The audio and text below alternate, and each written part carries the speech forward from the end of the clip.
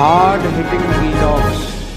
Hello viewers, भाई आज के हमारे वीडियो का टॉपिक है कांग्रेस अगर इंडिया के घटक दलों की डिमांड मान ले तो उसके पास बचेगा क्या। दोस्तों, लोकसभा चुनाव करीब आ चुके हैं। सत्ताधारी जनतांत्रिक गठबंधन एनडीए की अगुवाई कर रही भारतीय जनता पार्टी कठिन सीटों पर उम्मीदवारों का ऐलान करने की तैयारी में है, तो वहीं विपक्षी इंडिया गठबंधन में सीट शेयरिंग का पेच ही नहीं सुलझा है। इंडिया गठबंधन में राज्यों से लेकर दिल्ली तक सीट शेयरिंग पर मंथन जारी है। बैठकों का दौर चल रहा है, नेताओं की मेल मुलाकातें जारी हैं, लेकिन यूपी और बिहार से लेकर पश्चिम बंगाल, महाराष्ट्र, दिल्ली और पंजाब तक सीट शेयरिंग का फार्मूला क्या हो, अभी तक ये भी तय नहीं हो पाया है। दोस्तों, अलग अलग राज्यों में अलग अलग दलों के अपने अपने फार्मूले हैं, अपनी अपनी मांग है। बिहार में लालू यादव की अगुवाई वाला राष्ट्रीय जनता दल हो या नीतीश कुमार की पार्टी जनता दल यूनाइटेड, दोनों में से कोई भी सीटों के मामले में त्याग को तैयार नज़र नहीं आ रहा है। यूपी में समाजवादी पार्टी के अखिलेश यादव ने अपनी लकीर खींच रखी है, तो महाराष्ट्र में शिवसेना यूवीटी की भी अलग अपनी मांग है। दिल्ली और पंजाब की सत्ताधारी पार्टी ने साफ कर दिया है कि गोवा, गुजरात और हरियाणा में भी सीटों को लेकर बात होगी। इंडिया गठबंधन में सीट शेयरिंग को लेकर जारी माथापच्ची के बीच सवाल ये भी उठ रहे हैं कि कांग्रेस ही त्याग करने को तैयार हो जाए और सभी घटक दलों की डिमांड मान ले तो उसके पास क्या बचेगा। दोस्तों, लोकसभा सीटों के लिहाज से देश के सबसे बड़े सूबे यूपी में समाजवादी पार्टी प्रमुख अखिलेश यादव ने अलग ही लकीर खींच रखी है।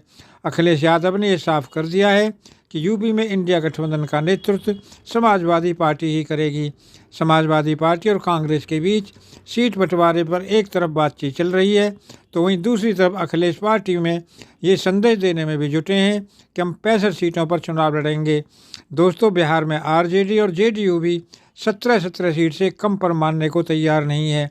जेडीयू प्रवक्ता केसी त्यागी साफ कर चुके हैं कि हमारे 16 सांसद हैं और इन सीटों पर कोई समझौता नहीं होगा।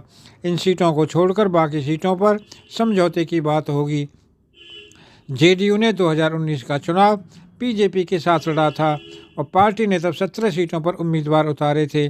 जेडीयू की कोशिश अपने कोटे की 17 सीटें अपने पास बचाए रखने की है।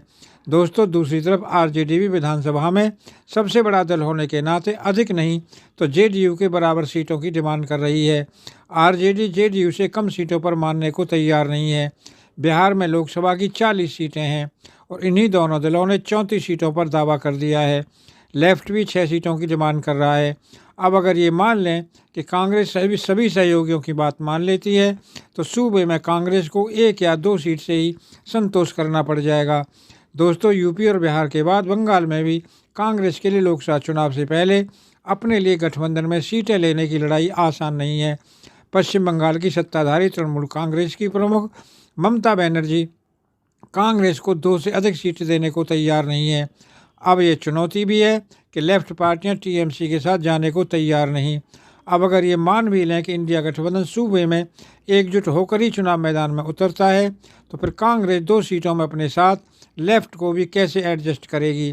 दोस्तों, उद्धव ठाकरे के नेतृत्व वाली शिवसेना यूवीटी भी महाराष्ट्र में 23 सीट की डिमांड कर रही है। 2019 के चुनाव में बीजेपी के साथ मैदान में उतरी शिवसेना ने 23 सीटों पर उम्मीदवार उतारे थे और 18 सीटें जीती थीं। हालांकि तब पार्टी एकजुट थी। तब एनसीपी को 4 सीटों पर जीत मिली थी। उद्धव की पार्टी अब उन सीटों की डिमांड कर रही है जहां 2019 में उसने उम्मीदवार उतारे थे। एनसीपी भी करीब दर्जन भर सीटों की डिमांड कर रही है। वंचित बहुजन अघाड़ी भी करीब 4 सीटों की डिमांड कर रही है। सूबे में कुल 48 सीटें हैं और कांग्रेस को छोड़ दें तो करीब 40 सीटें इंडिया गठबंधन के घटक दल ही मांग रहे हैं। दोस्तों, दिल्ली और पंजाब में कांग्रेस और आम आदमी पार्टी के बीच सीट शेयरिंग का समझौता कैसा होगा। सवाल ही उठ रहे थे कि अब आम आदमी पार्टी ने गुजरात, गोवा और हरियाणा में भी सीटों की डिमांड कर दी है। आम आदमी पार्टी ने साफ कर दिया है कि सीट शेयरिंग की बात होगी तो बस दिल्ली और पंजाब में ही नहीं, इन 5 राज्यों में भी होगी। दिल्ली में 7, पंजाब में 13, हरियाणा में 10, गुजरात में 26 और गोवा में 2 सीटें हैं। आम आदमी पार्टी दिल्ली में 4, पंजाब में 7, हरियाणा में 3, गुजरात, गोवा में 1-1 सीट की डिमांड कर रही है। कांग्रेस हरियाणा, गुजरात और गोवा में अकेले जाना चाहती है। अब अगर कांग्रेस आम आदमी पार्टी की डिमांड मान लेती है तो उसके लिए दिल्ली में 3, पंजाब में 6, गुजरात में 25, हरियाणा में 7 और गोवा में 1 सीट ही बचेगी। दोस्तों, अगर आपको वीडियो पसंद आया हो तो चैनल को सब्सक्राइब करें, वीडियो को लाइक करें, ज़्यादा से ज़्यादा शेयर करें। आप लोगों का बहुत बहुत धन्यवाद। Thank you very much.